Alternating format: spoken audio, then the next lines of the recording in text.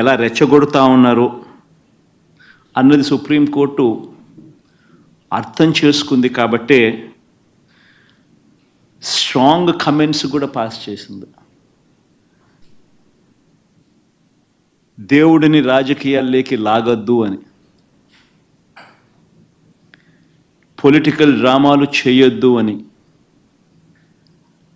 Strong comments కూడా supreme court pass చేసింది.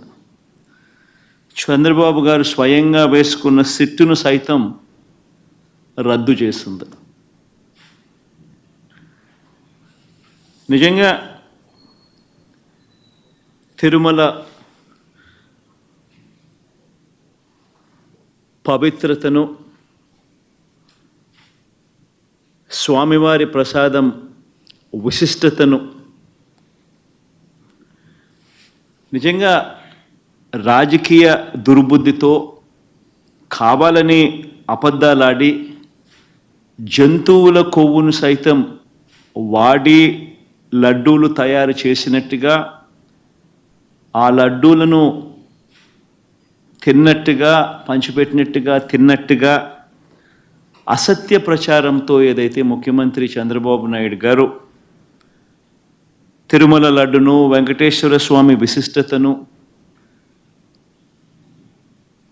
తిరుమల ప్రతిష్టను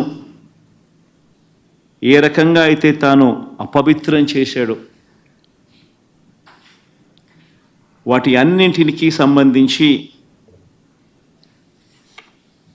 గత కొద్ది రోజులుగా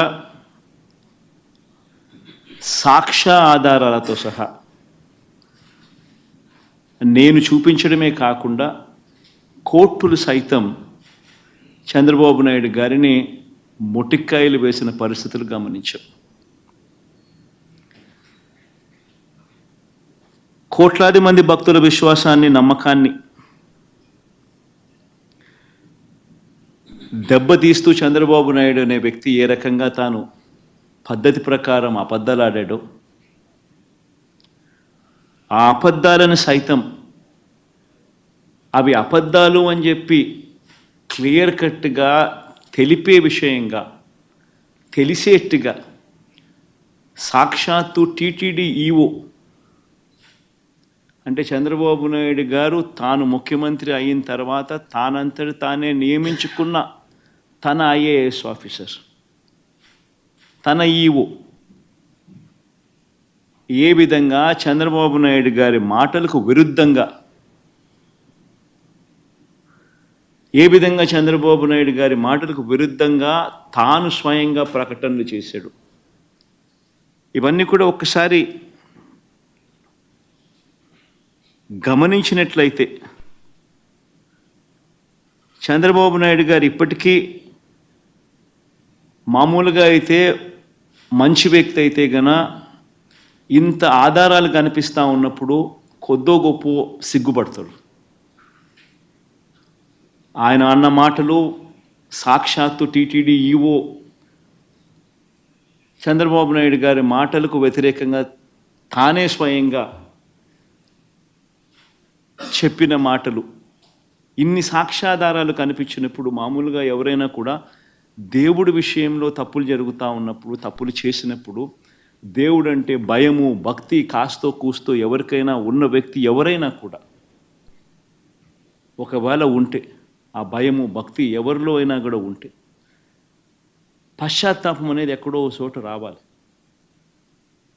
ప్రజలకు క్షమాపణ చెప్పే కార్యక్రమం అనేది ఎక్కడో ఒకసారి జరగాలి.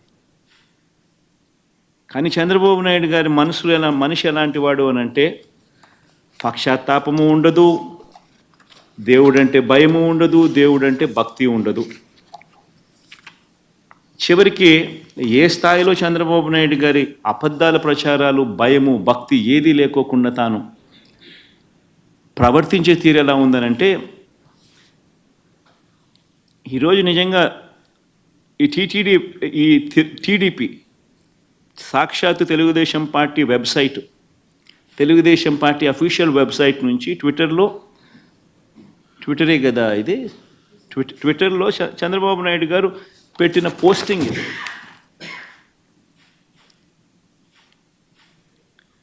అంటే పశ్చాత్తాపం అనేది ఎక్కడైనా కానీ కనీసం దేవుడి విషయంలో తప్పు చేసినప్పుడు, తప్పు జరిగింది అని తెలిసినప్పుడు, ఇంత ఎబ్బెట్టుగా కనిపిస్తూ ఉన్నప్పుడు ఎక్కడో ఒకచోట దేవునికి క్షమాపణ చెప్పి దేవుడు అంటే భయము భక్తి ఉండాల్సింది పోయి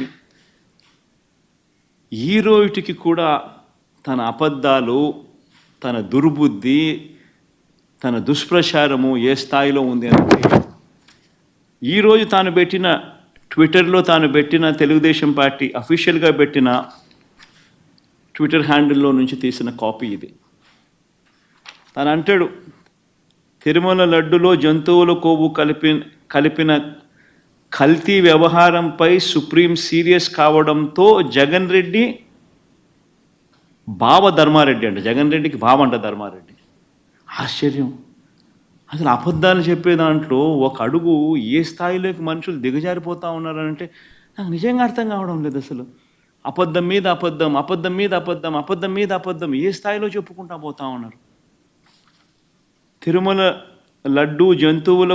లడ్డులో జంతువుల కొవ్వు కలిపిన కల్తీ వ్యవహారంపై సుప్రీం సీరియస్ కావడంతో జగన్ రెడ్డి, బావ ధర్మారెడ్డి, బాబాయి సుబ్బారెడ్డి, మామ కరుణాకర్ రెడ్డి, మామ అండ కరుణాకర్ రెడ్డి. ముఖ్యంగా మనిషి అన్నాక కొద్దో గొప్ప ఎక్కడైనా కూడా భయం ఉండాలి దేవుడు అంటే, భక్తి ఉండాలి దేవుడు అంటే.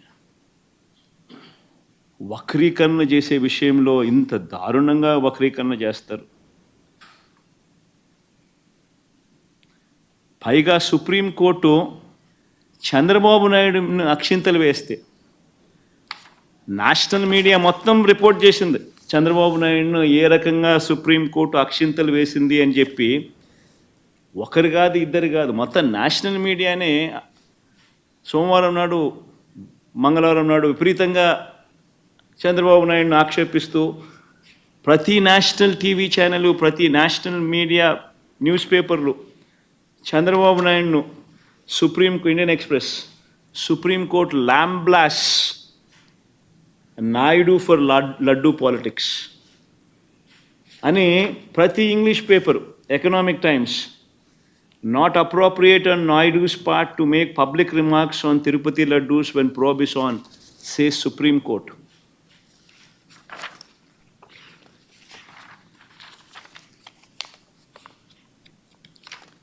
Times of India, keep God away from politics, says Supreme Court on Tirumala Laddu Row. Hindu, keep gods away from politics, Supreme Court tells Naidu. Ani Business Standard, Tirupati Laddu Row, keep gods away from politics, Supreme Court. ఇలా ప్రతి national channel, ప్రతి English paper ఏ మాదిరిగా చంద్రబాబు నాయుడును తిడుతూ ఏ మాదిరిగా చంద్రబాబు నాయుడును చేశారన్నది ప్రస్ఫుటంగా కనిపిస్తూ ఉన్నా కూడా చంద్రబాబు నాయుడును రివర్స్ సుప్రీంకోర్టు తిడుతూ ఉన్నా, ఆక్షేపిస్తూ ఉన్నా కూడా చంద్రబాబు నాయుడు గారి Twitter handle, Telugu Desam party Twitter handle ఎన్ని అబద్ధాలు ఆడుతూ ఉంది, ఎంత దుష్ప్రచారం చేస్తూ ఉందనడానికి ఇంతకన్నా నిదర్శనం కావాలన్నా చంద్రబాబు నాయుడు గారు అనే వ్యక్తి ఎంత నీచానికి దిగజారిపోయాడు అని చెప్పడానికి.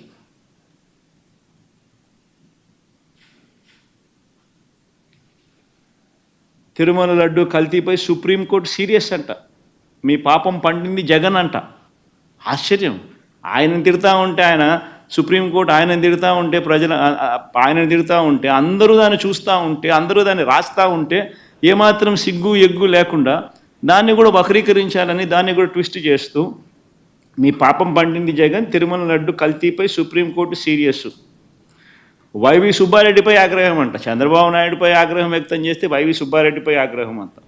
వైవి సుబ్బారెడ్డిపై ఆగ్రహం వ్యక్తం చేసిన సుప్రీంకోర్టు అంట. ఆశ్చర్యం అంటే ఆశ్చర్యం. నిజంగా వీళ్ళు రాసిన మాటలు చూస్తూ ఉంటే ఇంత దారుణంగా వక్రీకరిస్తూ ఈ మాదిరిగా చంద్రబాబు నాయుడు గారు అనే వ్యక్తి ఈ స్థాయికి దిగజారిపోయిన పరిస్థితులు కనిపిస్తూ ఉన్నాయి. రాష్ట్రాన్ని నడుపుతా ఉన్న వ్యక్తి నిజాయితీగా ఉండడానికి, ఆ నిజాలను ఒప్పుకోవడానికి, ఇవే వివరాలను ఒక్కసారి నేను మళ్ళీ మీ అందరికీ మెమరీ ఒక్కసారి రీజిక్ చేయడానికి ఒక్కసారి మీ అందరికీ కూడా చూపిస్తా. ఒక్కసారి మీరంతకు మీరే గమనించండి. జూలై 6వ తారీఖున, జూలై 12వ తారీఖున ఏ రకంగా ఈ కంటైనర్లలో ఏ రకంగా క్వాలిటీకి లేని పరిస్థితులు వచ్చినప్పుడు ఆ కంటైనర్లను అసలు లోపలికి వెళ్ళే పరిస్థితి కూడా లేదు.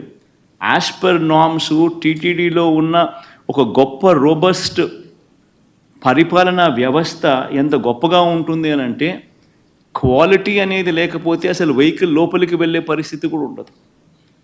అదే మాదిరిగానే జూలై 6, జూలై 12 అంటే చంద్రబాబు నాయుడు గారు సాక్షాత్తు ముఖ్యమంత్రి అయి ఉండగా వచ్చిన కంటైనర్లు ఇవి.